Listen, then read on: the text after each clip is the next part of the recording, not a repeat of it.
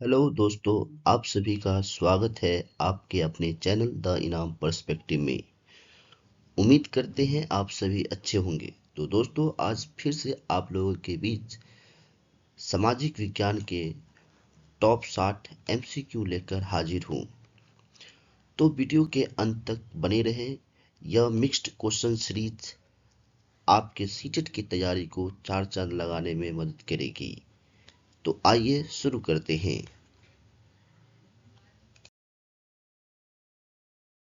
पहला क्वेश्चन है, निम्नलिखित में से कौन सा दीन इलाही का मुख्य उद्देश्य था? ऑप्शन ए है इस्लाम का प्रसार करना।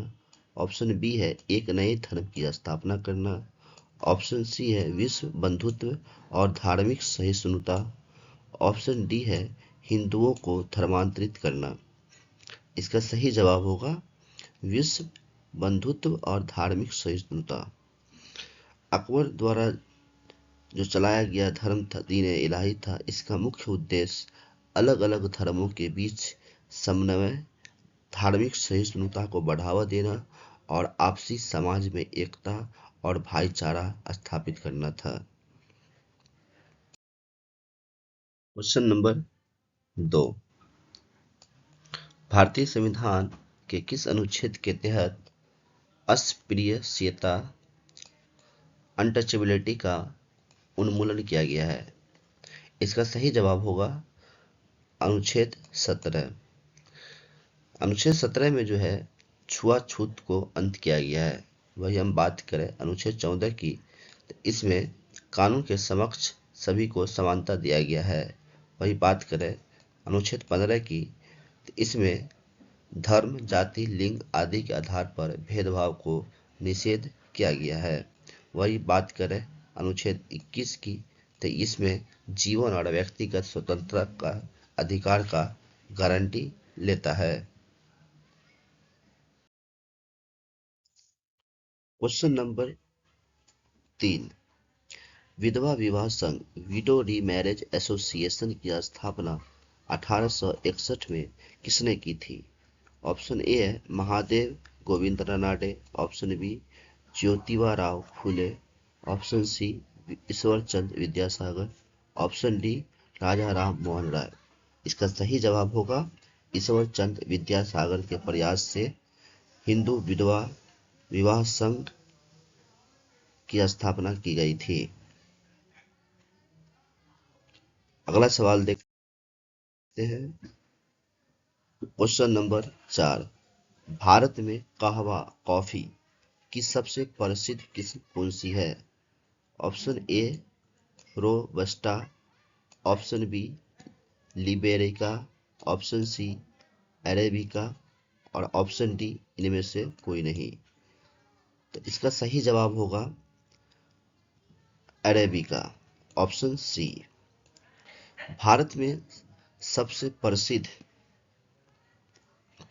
भारत में सबसे प्रसिद्ध किस्म की जो कॉफ़ी है वह अरेबिका है।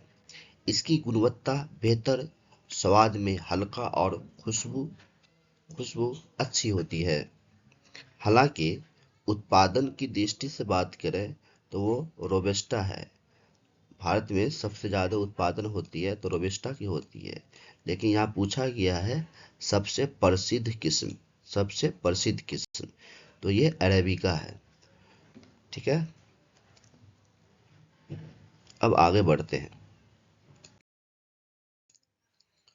क्वेश्चन नंबर 5, संसद के दो सत्रों के बीच अधिकतम कितना अंतराल हो सकता है? ऑप्शन ए है 3 महीने। ऑप्शन बी है 6 महीने। ऑप्शन सी है 9 महीने। ऑप्शन डी है 1 वर्ष। इसका सही जवाब होगा ऑप्शन बी 6 महीने। संसद के दो सत्रों के बीच अधिकतम अंतराल 6 महीने का होता है।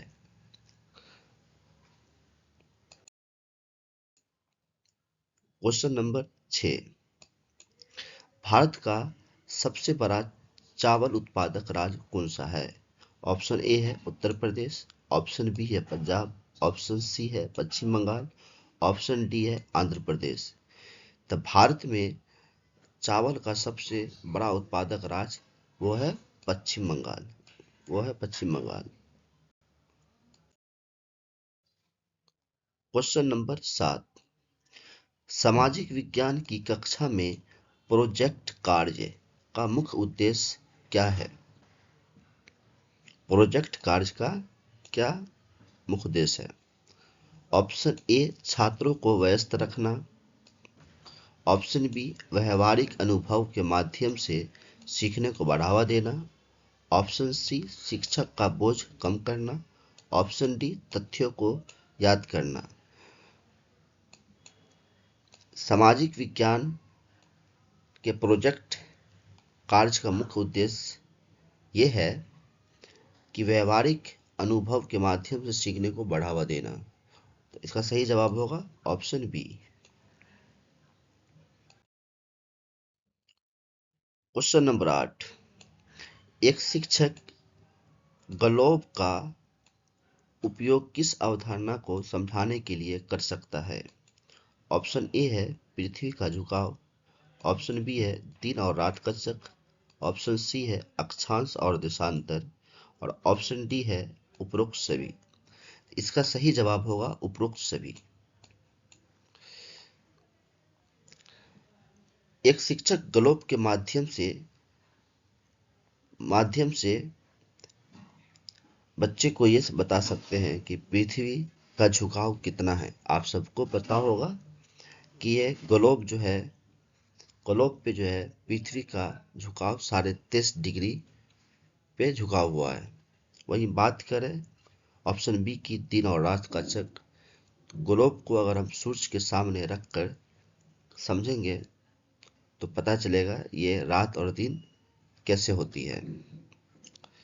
वही अक्षांश और देशांतर की बात करें तो एक ग्लोब पे अक्षांश और देशांतर रेखा से किसी वस्तु की स्थिति को समझते हैं, इसीलिए उपयुक्त में से सभी होगा। अब अगले क्वेश्चन है क्वेश्चन नंबर 9, भूमध्य सागरीय प्रदेशों में किस प्रकार की कृषि सबसे अधिक प्रसिद्ध है?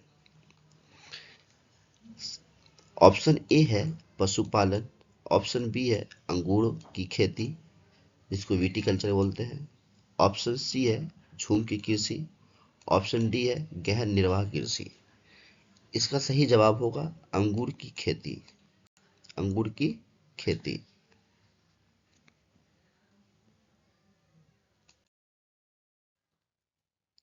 क्वेश्चन नंबर 10, मृदा परिच्छेदिका सॉइल प्रोफाइल में सबसे ऊपरी परत कौन सा है होता है?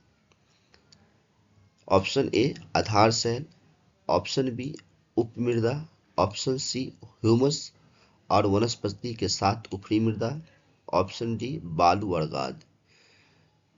मृदा परिच्छेदिका के सबसे ऊपरी परत जो है वो है ह्यूमस और वनस्पति के साथ ऊपरी मृदा।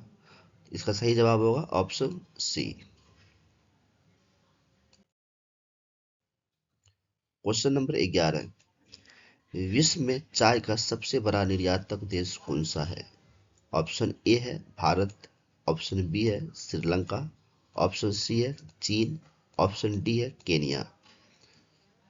तो अगर सब विश्व में सबसे बड़े निर्यातक की बात करें चाय के मामले में, चाय के सबसे बड़े निर्यातक की बात करें तो ऑप्शन सही होगा केनिया।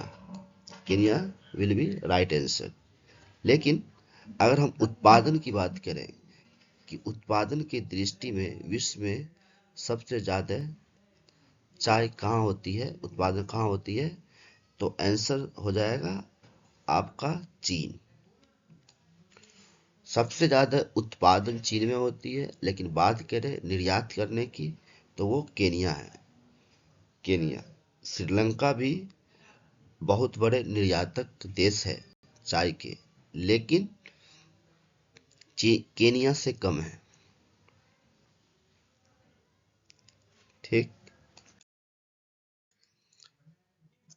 अब बात करते हैं क्वेश्चन नंबर 12 की। तो लद्दाख में पाए जाने वाले याक याक के दूध का उपयोग मुख्य रूप से क्या बनाने में होता है?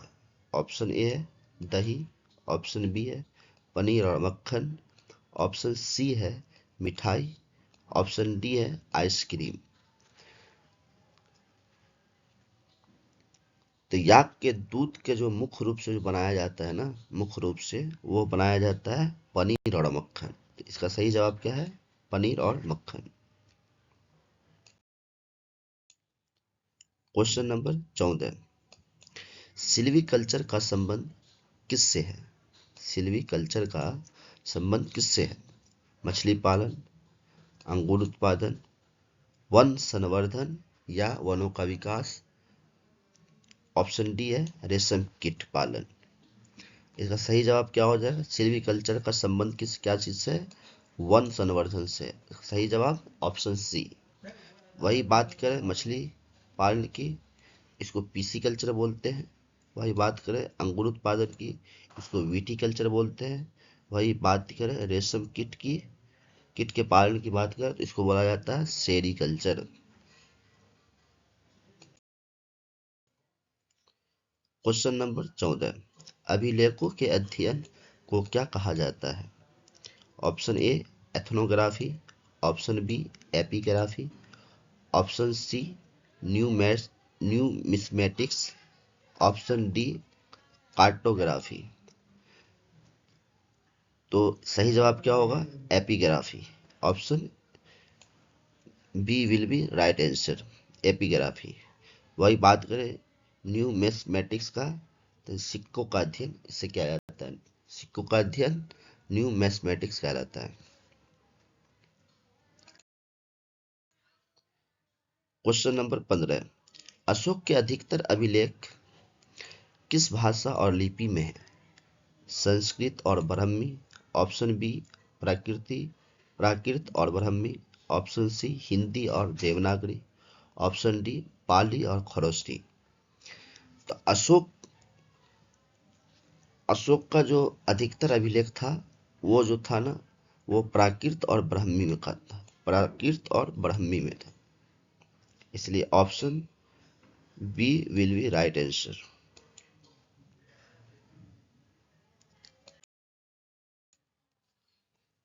क्वेश्चन नंबर 16, मुगल काल में मनसबदार का क्या अर्थ है? मुगल काल में मनसबदार का क्या अर्थ था? ऑप्शन ए धार्मिक गुरु, ऑप्शन बी एक पद या रैंक धारक, ऑप्शन सी किसान, ऑप्शन डी व्यापारी। इसका सही जवाब हो जाएगा option B, option B, option B. मनसबदार क्या था? एक पद था या रैंक धारक था, रैंक का नाम था, एक पद का नाम था। क्वेश्चन नंबर 17, 1857 के विद्रोह के समय भारत का गवर्नर जनरल कौन था? Option A Lord Dalhousie, option B Lord Canning, option C Lord Mountbatten, option D Lord Curzon. इसका सही जवाब हो जाएगा option B will be right answer, Lord Canning. 1857 के विद्रोह के समय उस समय गवर्नर जनरल कौन था? लॉर्ड कैनिंग थे।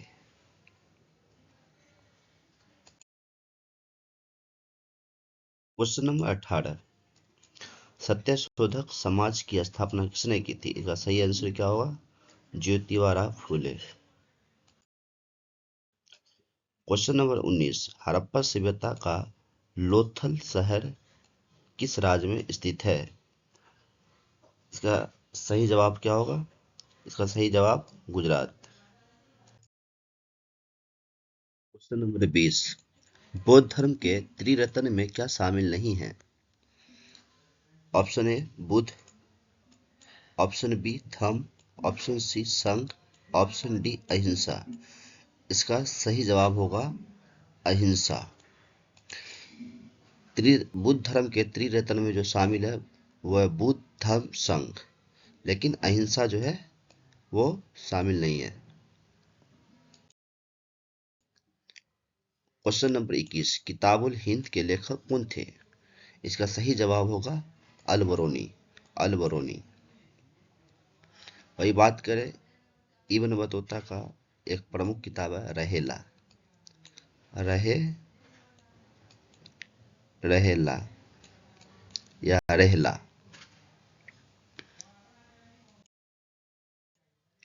क्वेश्चन नंबर 22, स्वराज मेरा जन्म सिद्ध अधिकार है, यह नारा किसने दिया था? इसका सही जवाब होगा बाल गंगाधर तिलक। क्वेश्चन नंबर 23, अस्थाई बंदोबस्त परमानेंट सेटलमेंट किसके द्वारा लागू किया गया था? Option A Cornwallis, option B Thomas Munro, option C Warren Hastings, option D William Bentinck. तो इसका सही जवाब होगा कॉर्नवालिस। कॉर्नवालिस के द्वारा अस्थाई बंदोबस्त लागू किया गया था। क्वेश्चन नंबर 24, राज्यसभा का पदेन सभापति कौन होता है? राष्ट्रपति, ऑप्शन बी प्रधानमंत्री, ऑप्शन सी उपराष्ट्रपति, ऑप्शन डी लोकसभा अध्यक्ष। इसका सही जवाब होगा उपराष्ट्रपति। राज्यसभा के पदेन सभापति उपराष्ट्रपति होते हैं। क्वेश्चन नंबर 25, ग्राम पंचायत के सचिव की नियुक्ति कौन करता है? Option A sarpanch, option B ward सदस्य, ऑप्शन सी सरकार द्वारा नियुक्त, ऑप्शन डी जनता द्वारा चुनाव। इसका सही जवाब होगा वार्ड सदस्य। वार्ड सदस्य द्वारा ग्राम पंचायत के सचिव की नियुक्ति की जाती है। क्वेश्चन नंबर 26, भारतीय संविधान का अभिभावक गार्जियन किसे का माना जाता है? इसका सही जवाब होगा संसद। इसका सही जवाब क्या होगा? संसद। भारतीय संविधान का अभिभावक संसद को कहा गया है या माना जाता है। Question number 27, mid day meal योजना सबसे पहले किस राज्य में शुरू की गई थी? Option A Kerala, option B Tamil Nadu, option C Andhra Pradesh, option D Uttar Pradesh. Option B will be right answer, Tamil Nadu इसका सही जवाब है। क्वेश्चन नंबर 28, सूचना का अधिकार आरटीआई अधिनियम किस वर्ष पारित हुआ? इसका सही जवाब होगा 2005। क्वेश्चन नंबर 29, धर्म निरपेक्षता का अर्थ क्या है? ऑप्शन ए है राज्य का अपना एक धर्म होना, ऑप्शन बी है सभी धर्मों को सम्मान देना और राज्य का कोई आधिकारिक धर्म न होना, ऑप्शन सी है अल्पसंख्यकों के धर्म का विरोध करना, ऑप्शन डी है केवल बहुसंख्यक धर्म का मानना। इसका सही जवाब होगा क्वेश्चन ऑप्शन नंबर बी, सभी धर्मों को सम्मान करना या देना और राज्य का कोई आधिकारिक धर्म न होना। क्वेश्चन नंबर 30, लोकसभा में कुल कितनी निर्वाचित सीट है? इसका सही जवाब होगा 545। क्वेश्चन नंबर 31, हिंदू उत्तराधिकार संशोधन अधिनियम 2005 के अनुसार किसका संपत्ति में समान अधिकार है? केवल पुत्रों का, केवल पुत्रियों का, ऑप्शन सी है पुत्रों पुत्रियों और मां का, और ऑप्शन डी है केवल पति और पत्नी का। तो हिंदू उत्तराधिकार संशोधन अधिनियम 2005 के अनुसार संपत्ति में जो हक होगा वो पुत्रों पुत्रियों और मां का भी होगा, मतलब ऑप्शन सी जो है राइट आंसर है। क्वेश्चन नंबर 32, घरेलू हिंसा से महिला संरक्षण अधिनियम कब लागू हुआ? इसका सही जवाब होगा 2006 में।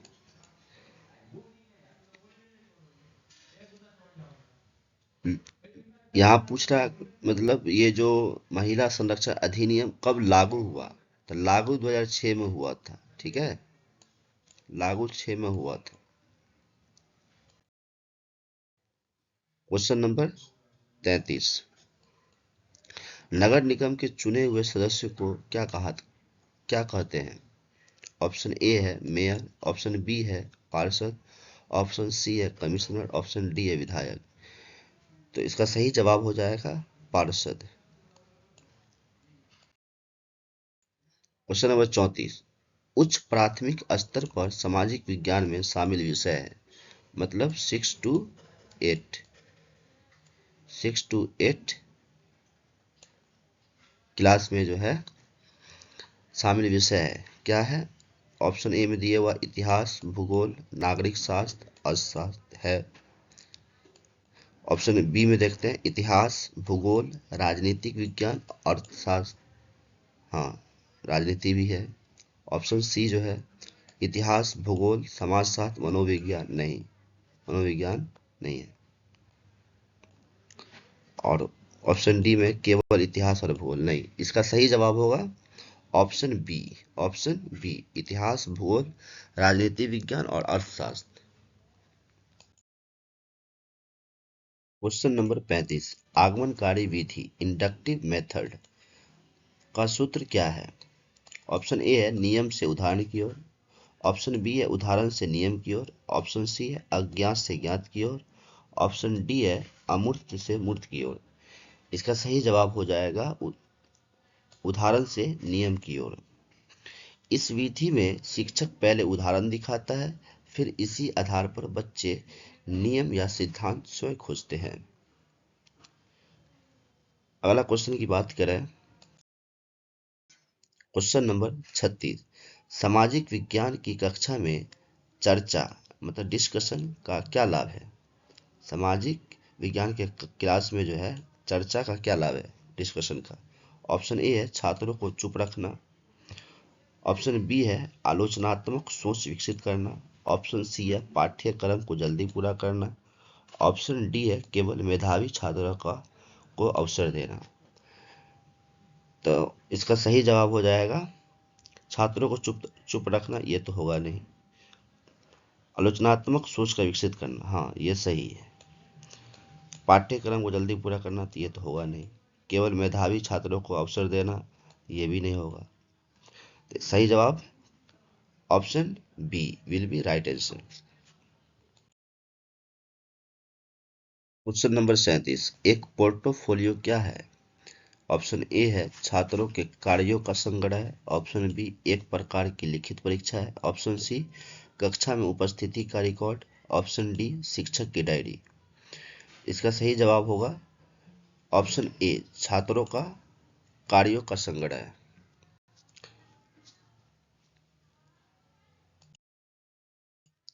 क्वेश्चन नंबर 38, मानचित्र पढ़ने के लिए आवश्यक कौशल में शामिल है। ऑप्शन ए है उत्कृष्ट ड्राइंग कौशल, ऑप्शन बी है स्थानों, दूरियों और दिशाओं के सापेक्ष स्थिति समझने की क्षमता, ऑप्शन सी है गणना करने की क्षमता, ऑप्शन डी है पेंटिंग करने की क्षमता। इसका सही जवाब होगा ऑप्शन बी स्थानों, दूरियों और दिशाओं के सापेक्ष स्थिति समझने की क्षमता।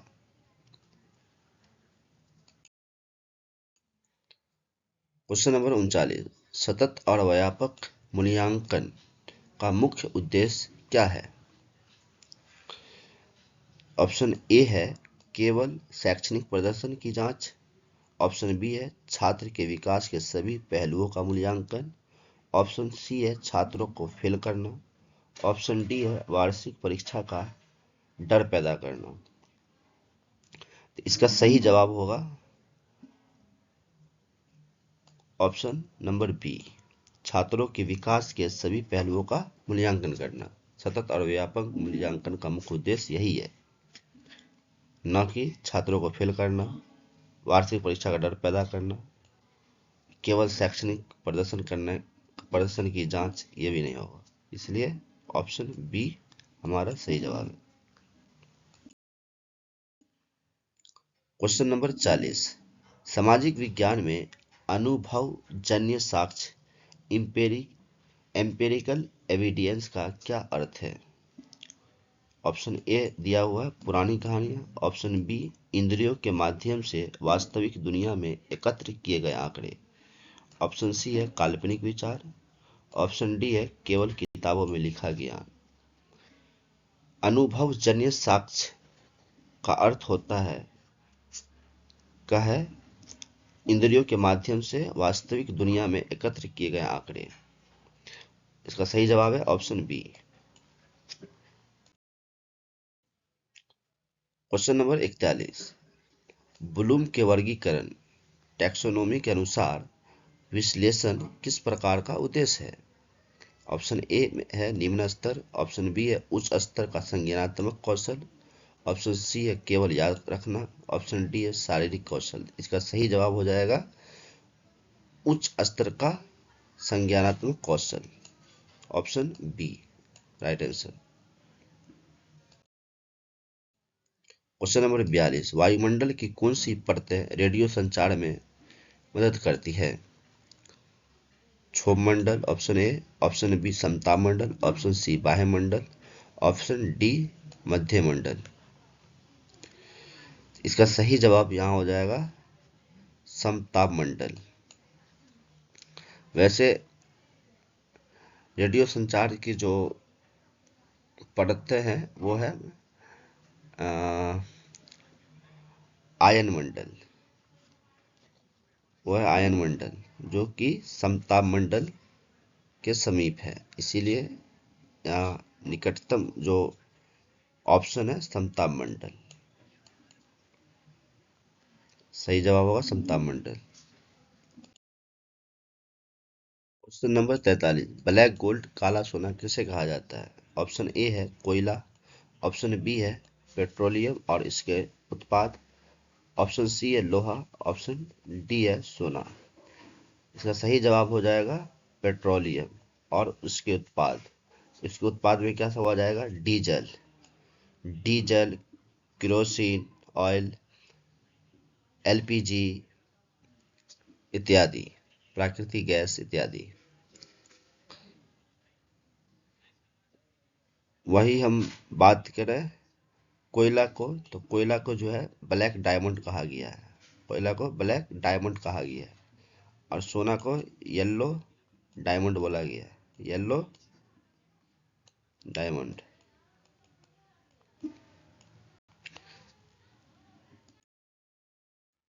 क्वेश्चन नंबर 44, झूम के खेती को उत्तर पूर्वी भारत में क्या कहा जाता है? Option A milpa, option B ladang, option C jhuming, option D pamlou. इसका सही जवाब हो जाएगा झूमिंग। भारत के उत्तर पूर्वी राज्यों में झूमिंग कहा जाता है। क्वेश्चन नंबर 45, उपचारों का अधिकार अनुच्छेद 32 को किसने संविधान का आत्मा कहा था? इसका सही जवाब हो जाएगा भीमराव अंबेडकर। क्वेश्चन नंबर 46, पृथ्वी के सबसे आंतरिक भाग कोर में किन धातुओं की प्रधानता है? ऑप्शन ए है सिलिका और एल्युमिनियम, ऑप्शन बी है सिलिका और मैग्नीशियम, ऑप्शन सी है निकेल और लोहा, और ऑप्शन डी है तांबा और जस्ता। तो कोर यहाँ पूछ रहा है कोर में कौन सा धातुओं की प्रधानता है, तो इसका सही जवाब हो जाएगा नीफे। क्या सही जवाब होगा? नीफे, निकेल और लोहा की प्रधानता देखने को मिलती है। वही बात करें करस्ट की, करस्ट जो सबसे ऊपरी परत है उसमें जो है ना सियाल की प्रधानता देखने को मिलती है, मतलब सिलिका और एल्युमिनियम की प्रधानता है। वही बात करें मेंटल की, तो इसमें सीमा सिलिका और मैग्नीशियम की प्रधानता है। और बात करें कोर का, तो उसमें निकेल और लोहा की प्रधानता है। क्वेश्चन नंबर 47, विश्व का सबसे गहरा गर्त कौन सा है? ऑप्शन ए मैरियाना गर्त, ऑप्शन बी टोंगा गर्त, ऑप्शन सी प्योर्टो रिको गर्त, ऑप्शन डी सुंडा गर्त। इसका सही जवाब हो जाएगा मैरियाना गर्त, मैरियाना गर्त। जो प्रशांत महासागर में है। कौन? प्रशांत महासागर में है। इसकी लंबाई 11,000 के आसपास है। 11,000 मीटर, 11,000 मीटर के आसपास है, जो समुद्र की गहराई में है। टोंगा गर्त ये भी प्रशांत महासागर में है। प्योर्टो रिको गर्त की बात करें, ये अटलांटिक महासागर की सबसे गहराई गहराई वाला गर्त है। वही बात करें सुंडा गर्त की, तो ये हिंद महासागर के क्षेत्र में है। क्वेश्चन नंबर 48, रैयतवाड़ी व्यवस्था कहाँ लागू की गई थी? इसका सही जवाब हो जाएगा मद्रास और बम्बई प्रेसिडेंसी में। मद्रास और मद्रास और बॉम्बे प्रेसिडेंसी में। क्वेश्चन नंबर 49, भारतीय राष्ट्रीय कांग्रेस की पहली महिला अध्यक्ष कौन थी? तो यहाँ पूछ रहा है पहली महिला अध्यक्ष कौन थी, तो वो एनी बेसेंट। यहीं पर अगर भारतीय पहली महिला अध्यक्ष में रहता तो सरोजिनी नायडू, लेकिन यहाँ पे है पहली महिला अध्यक्ष कौन थी, तो Annie Besant. Question number 50, Amazon basin के निवासी मुख्य रूप से कौन सा आहार लेते हैं? इसका सही जवाब होगा मैनियोक, कसावा।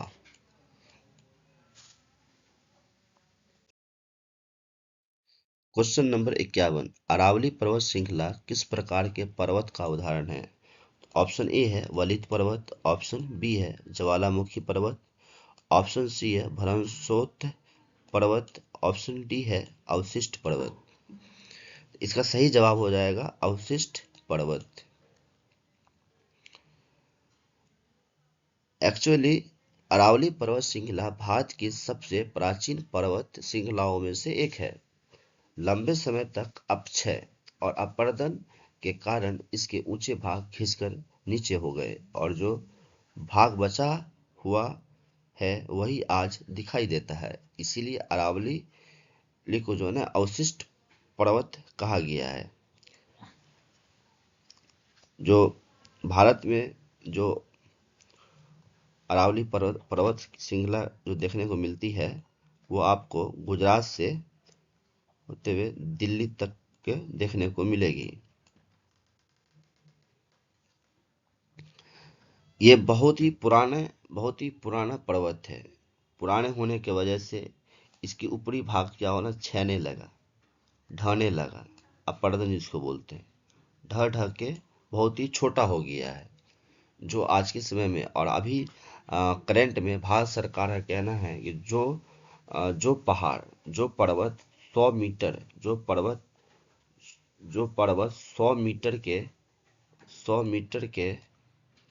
100 मीटर से छोटा है, उसको माना नहीं जाएगा, उसको पर्वत माना नहीं जाएगा, पहाड़ नहीं माना जाएगा। ठीक है, चलो ठीक है। अब अगला क्वेश्चन को देखते हैं। क्वेश्चन नंबर 52, निम्नलिखित में से कौन सा एक नवीकरणीय ऊर्जा का स्रोत है? ऑप्शन ए है कोयला, ऑप्शन बी है प्राकृतिक गैस, ऑप्शन सी है सौर ऊर्जा, ऑप्शन डी है पेट्रोलियम। इसका सही जवाब हो जाएगा सौर ऊर्जा। नवीकरणीय ऊर्जा उसे कहते हैं जो कभी खत्म नहीं होती, जो असीमित हो और प्रदूषण मुक्त हो। तो कोयला क्या है? एक सीमित संसाधन है, प्राकृतिक गैस भी सीमित है, पेट्रोलियम सीमित है। वही बात करें सौर ऊर्जा की, तो वह सीमित नहीं है, इसलिए यह नवीकरणीय ऊर्जा है। बाकी क्या है? सब अनवीकरणीय ऊर्जा है। क्वेश्चन नंबर 53, मराठा प्रशासन में चौथ और सरदेश मुखी क्या थे? ऑप्शन ए है सैन्य पद, ऑप्शन बी है प्रशासनिक सुधार, ऑप्शन सी है मराठों द्वारा वसूले जाने वाले कर, और ऑप्शन डी है धार्मिक ग्रंथ। इसका सही जवाब होगा मराठों द्वारा वसूले जाने वाले कर। चौथ और सरदेश मुखी जो है ये एक तरह का कर थे। चौथ जो है 25% और सरदेश मुखी 10% टैक्स हुआ करते थे।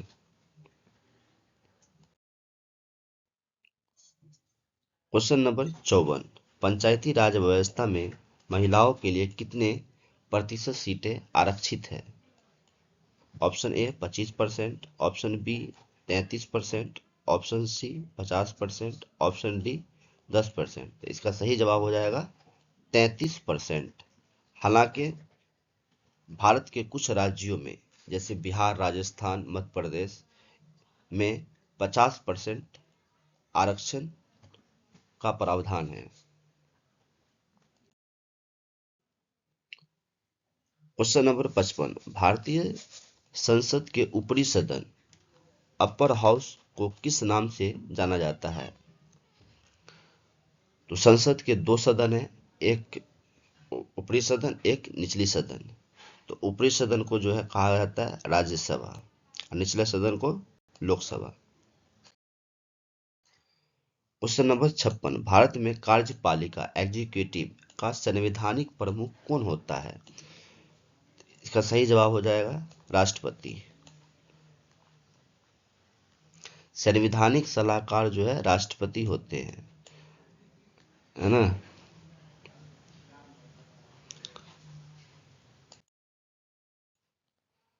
क्वेश्चन नंबर 57, सार्वभौमिक वयस्क मताधिकार यूनिवर्सल एडल्ट फ्रेंचाइजी का अर्थ है? इसका क्या अर्थ है? सार्वभौमिक वयस्क मताधिकार। इसका सही जवाब होगा ऑप्शन सी, सभी वयस्क नागरिकों 18+ को बिना किसी भेदभाव के वोट का अधिकार है। क्वेश्चन नंबर 58, ग्राम सभा का सदस्य होने के लिए न्यूनतम आयु क्या है? ऑप्शन ए है 18 वर्ष, ऑप्शन बी है 21 वर्ष, ऑप्शन सी है 25 वर्ष, ऑप्शन डी है 30 वर्ष। इसका सही जवाब हो जाएगा ऑप्शन ए 18 वर्ष। क्वेश्चन नंबर 59, कंचनजंगा पर्वत शिखर भारत के किस राज्य में स्थित है? ऑप्शन ए है उत्तराखंड, ऑप्शन बी है हिमाचल प्रदेश, ऑप्शन सी है सिक्किम, ऑप्शन डी है अरुणाचल प्रदेश। इसका सही जवाब हो जाएगा सिक्किम। कंचनजंगा की जो ऊंचाई है वो करीब है 8,586 मीटर है।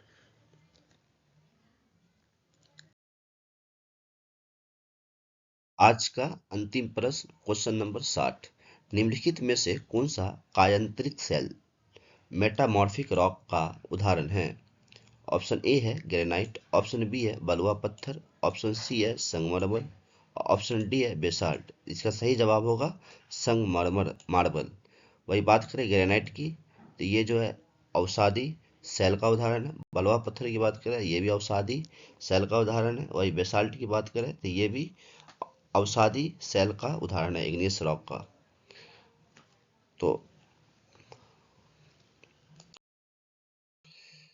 Thank you. तो कैसा लगा ये आज का सेशन? अगर सेशन अच्छा लगा हो तो हमारे वीडियो को लाइक करें, चैनल को सब्सक्राइब करें और बेल आइकन को दबाना ना भूलें।